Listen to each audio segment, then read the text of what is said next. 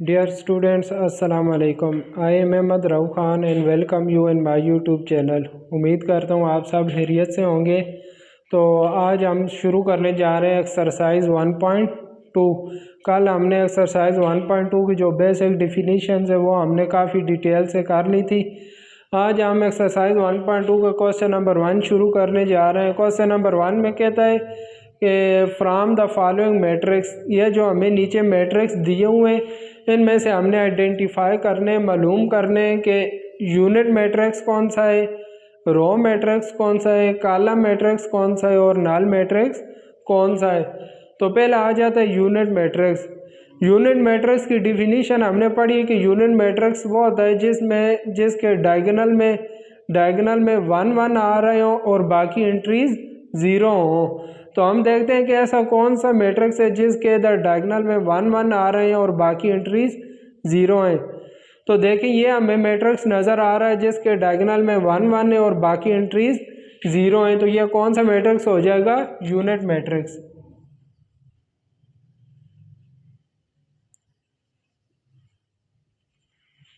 अभी और कोई इस तरह का मैट्रिक्स नहीं है, सिर्फ यह यूनिट मैट्रिक्स है। आगे रो मैट्रिक्स आ जाता है। रो मैट्रिक्स वो होता है जिसमें ओनली 1 रो हो। तो हम देखते हैं कि ये हमें मैट्रिक्स नज़र आ रहा है जिसमें सिर्फ एक ही रो है, तो इसे हम नाम दे देंगे रो मैट्रिक्स।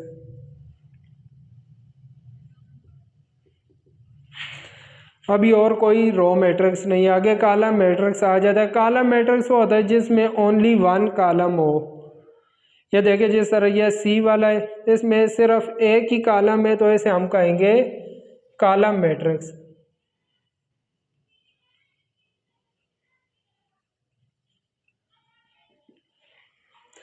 अभी ये एफ है, एफ में भी एक ही कॉलम आ रहा है, तो यह भी कौन सा होगा? Column matrix.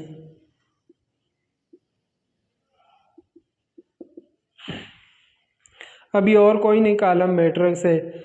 आगे नल मैट्रिक्स आ जाता है। नल मैट्रिक्स वो होता है जिसकी तमाम एंट्रीज 0 हो, 0 0। जैसे कि जिस तरह यह है, इसकी तमाम एंट्रीज 0 आ रही हैं, तो यह कौन सा हो जाएगा? Null matrix.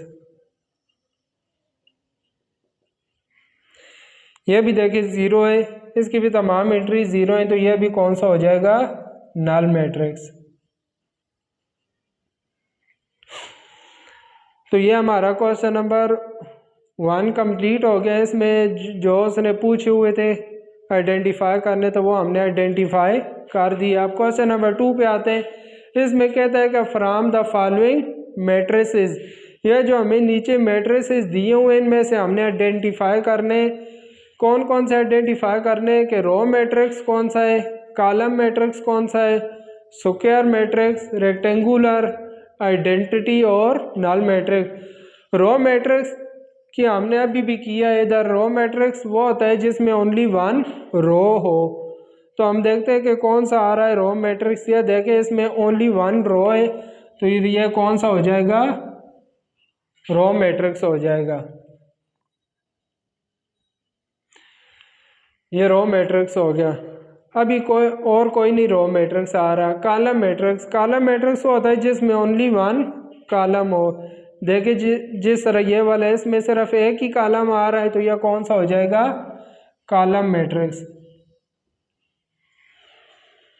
ये वाला है, इसमें भी सिर्फ एक ही कॉलम आ रहा है, तो यह भी कौन सा हो जाएगा? कॉलम मैट्रिक्स हो जाएगा। स्क्वायर मैट्रिक्स, स्क्वायर मैट्रिक्स वो होता है जिसमें रोज और कॉलम की तादाद इक्वल हो। देखिए जिस तरह ये वाला है, इसमें 2 रोज आ रही हैं एंड 2 कॉलम्स आ रहे हैं। एक ये वाला कॉलम है, एक ये 2 रोज है और 2 कॉलम्स है, तो यह कौन सा हो जाएगा?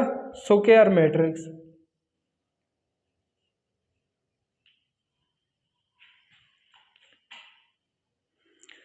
और कोई नहीं, स्क्वायर मैट्रिक्स है। यह भी स्क्वायर मैट्रिक्स के में आता है, लेकिन इसे हम आइडेंटिटी मैट्रिक्स में रखेंगे। स्क्वायर मैट्रिक्स से आगे आ जाता है रेक्टेंगुलर। रेक्टेंगुलर मैट्रिक्स वो होता है जिसमें रोज और कॉलम की तादाद इक्वल ना हो। जिस तरह देखिए ये वाला मैट्रिक्स है, इसमें 1 2 रोज हैं और 1 2 3 कॉलम्स है, रोज़ 2 है और कॉलम 3 है।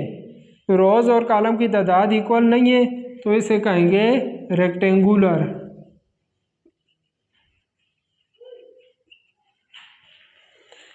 देखिए ये वाला मैट्रिक्स है, इसमें 1 2 3 रोज़ है और 2 कॉलम्स हैं, तो यह भी हो जाएगा रेक्टेंगुलर।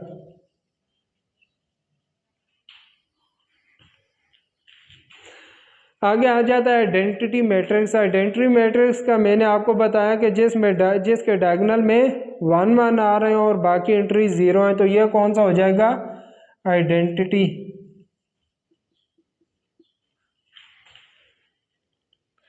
और कोई नहीं है, आइडेंटिटी सिर्फ एक ये आगे नल मैट्रिक्स आ जाता है। तो नल मैट्रिक्स वो होता है जिसकी तमाम एंट्रीज 0 0 हों, तो ये कौन सा हो जाएगा? Null matrix. अब ये वाला एक मैट्रिक्स हमसे रह गया है, तो देखें इसमें कितनी रोज़ आ रही हैं? 1 2 3 रोज़ आ रही हैं और कॉलम कितने हैं? 1 2 3 कॉलम्स हैं, मतलब रोज़ और कॉलम की तादाद इक्वल है, तो ये फिर कौन सा हो जाएगा? स्क्वायर मैट्रिक्स हो जाएगा।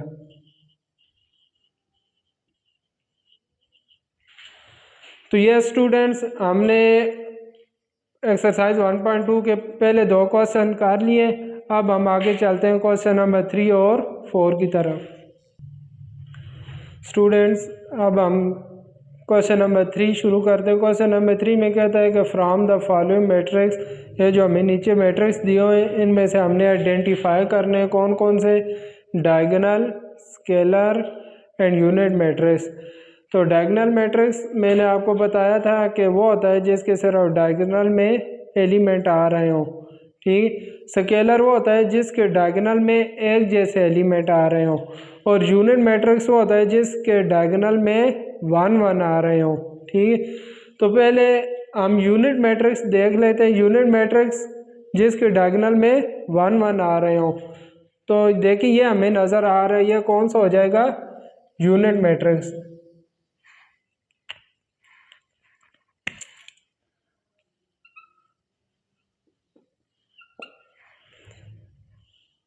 अभी और कोई नहीं यूनिट मैट्रिक्स, पहले हम इसको भी कर लेते हैं।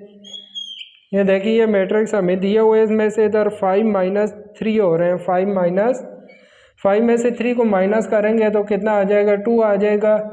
ये 0 इसी तरह आ जाए, ये भी 0, और ये 1 + 1 ये भी कितने हो जाएंगे? 2 हो जाएंगे।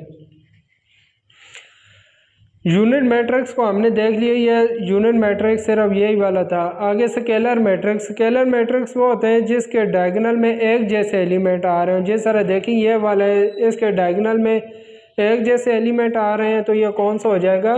स्केलर।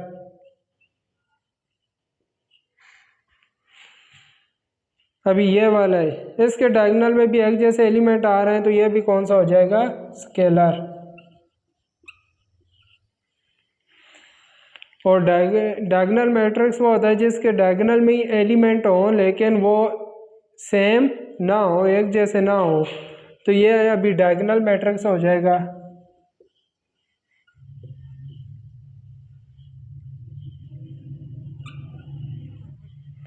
ये वाला देखें, इसमें भी इधर 3 आ रहा है, इधर 0 आ रहा है, डायगोनल में एलिमेंट सेम नहीं है, तो ये भी डायगोनल हो जाएगा। तो ये सारे हमने आइडेंटिफाई कर लिए। अभी क्वेश्चन नंबर 4 आता है, कहता है फाइंड द नेगेटिव मैट्रिक्स। ये जो हमें A B C D दिए इनके हमने नेगेटिव मैट्रिक्स फाइंड करने हैं। तो नेगेटिव मैट्रिक्स फाइंड करने के लिए हम क्या करेंगे? दोनों साइडों में माइनस से मल्टीप्लाई कर देंगे। इधर भी ये क्या हो जाएगा? -a हो जाएगा, और इधर भी ये इसकी जितनी एंटिटीज़ हैं इनकी साइन चेंज हो जाएगी। ये +1 है तो -1 हो जाएगा, 0 इसी तरह आएगा। ये -1 है, ये +1 हो जाएगा। इसके साथ माइनस आ गया और राइट साइड पे जितनी एंट्रीज थी उनकी साइन चेंज हो गई हैं। इस तरह ये भी +b है, -b हो जाएगा। और राइट साइड पे ये तमाम साइन चेंज हो जाएगी। +3 है -3 हो जाएगा, -1 है तो +1 हो जाएगा, +2 है तो -2, ये +1 है तो -1। इसी तरह ये -c इक्वल हो जाएगा -2, -6, -3 और -2।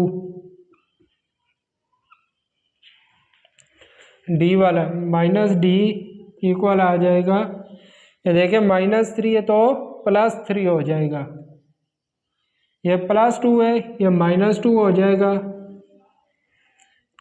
ये -4 है +4 हो जाएगा, और आगे +5 है तो वो -5 हो जाएगा। इसी तरह -e आएगा, ये इक्वल हो जाएगा -1 +5 -2 और -3। तो ये हमारे 4 क्वेश्चन कंप्लीट हो गए हैं। आगे हम क्वेश्चन नंबर 5 और 6 करते हैं। स्टूडेंट क्वेश्चन नंबर 5 है, हमने करना क्या है, फाइंड द ट्रांसपोज। हमने ये जो मैट्रिक्स हमें दिए हुए इन सब के हमने ट्रांसपोज फाइंड करने। तो ट्रांसपोज फाइंड करने के लिए मैं इनका क्या ले लेता हूँ, ट्रांसपोज ले लेता हूँ। ये देखें, इधर भी मैं ट्रांसपोज ले लेता हूँ, इसका भी मैं ट्रांसपोज ले लेता हूँ। ये ए ट्रांसपोज इसी तरह आएगा। और ट्रांसपोज की हमने डेफिनीशन पढ़ी हुई है कि ट्रांसपोज जब हम लेते हैं तो जो कॉलम होते हैं वो रोज़ में चेंज हो जाते हैं। अगर रो होगी तो वो कॉलम में चेंज हो जाएगी। अभी देखिए हमारे पास कॉलम है ना, ये एक ही कॉलम है, तो ये क्या बन जाएगा, रो बन जाएगी। इसका हम ट्रांसपोज जब इस पे अप्लाई करेंगे तो क्या हो जाएगा, 0 1 और -2 हो जाएगा। यह इसका ट्रांसपोज आ गया। इसी तरह हम बी का ट्रांसपोज ले लेते हैं। यह बी ट्रांसपोज इसी तरह आएगा।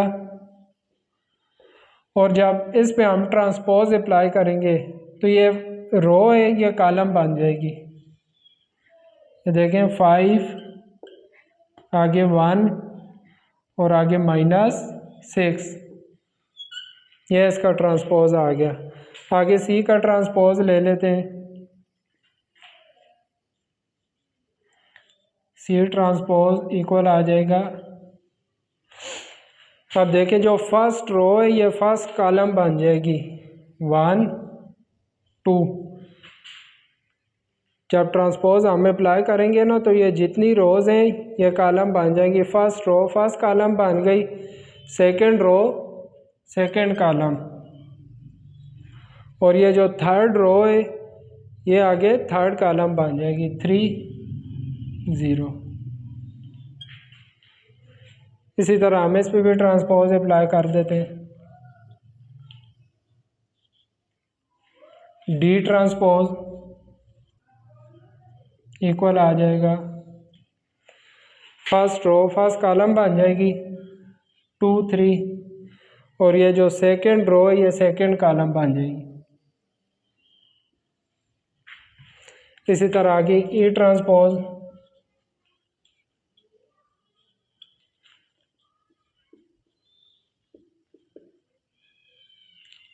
जब हम इस पे ट्रांसपोज अप्लाई करते हैं तो फर्स्ट रो फर्स्ट कॉलम बन जाएगी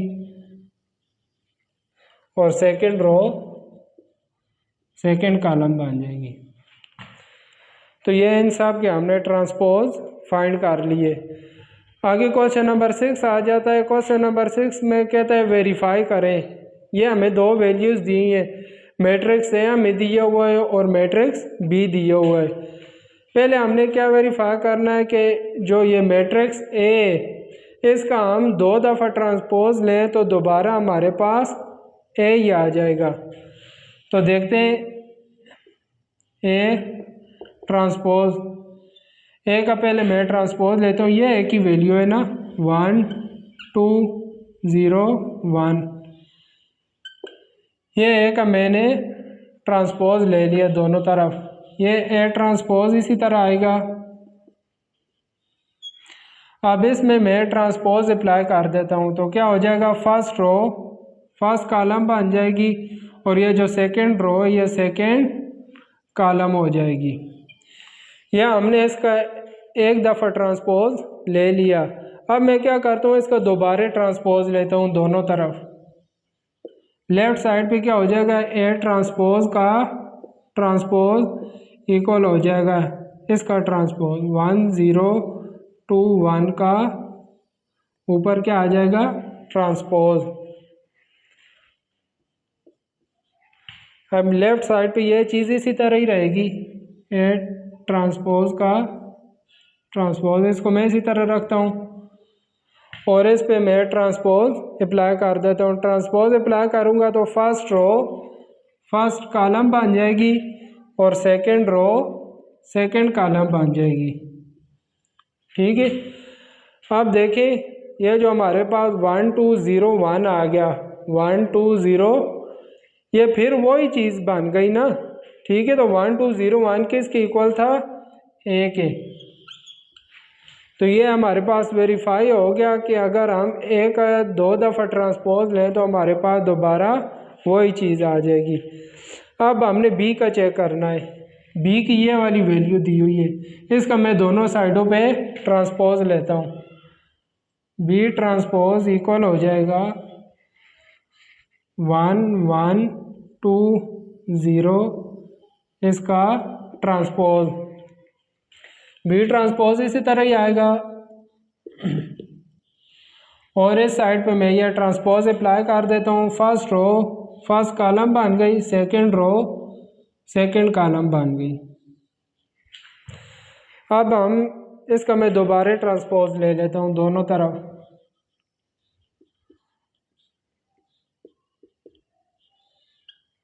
वन टू 1 0 ये लेफ्ट साइड पे यह चीज़ इसी तरह ही आएगी और देखें इस चीज़ पे जब हम ट्रांसपोज अप्लाई करेंगे तो फर्स्ट रो क्या होगी, फर्स्ट कॉलम बन जाएगी, ये 1 2 फर्स्ट कॉलम बन जाएगा। इसी तरह सेकंड रो सेकंड कॉलम बन जाएगी। ठीक है, तो अभी हम देखें ये जो चीज़ हमारे पास आई है 1 1 2 0 1 1 2 0 यह चीज़ किसकी इक्वल थी, बी की इक्वल थी ना। तो ये हमारे पास किसकी इक्वल आ जाएगा, बी के। तो ये हमारे पास दूसरी चीज़ भी वेरीफाई हो गई कि बी ट्रांसपोज का ट्रांसपोज हमने बी ट्रांसपोज का ट्रांसपोज लें तो ये हमारे पास किसकी इक्वल आ जाएगा, बी की इक्वल आ जाएगा। तो ये हमारा क्वेश्चन नंबर 6 भी हो गया। अब एक्सरसाइज 1.2 हमारी कंप्लीट हो गई। मुकम्मल वीडियो देखने के लिए तमाम स्टूडेंट्स का बहुत बहुत शुक्रिया और चैनल को सब्सक्राइब ज़रूर करिएगा ताकि हर आने वाली नई वीडियो आप तक पहुंच सके।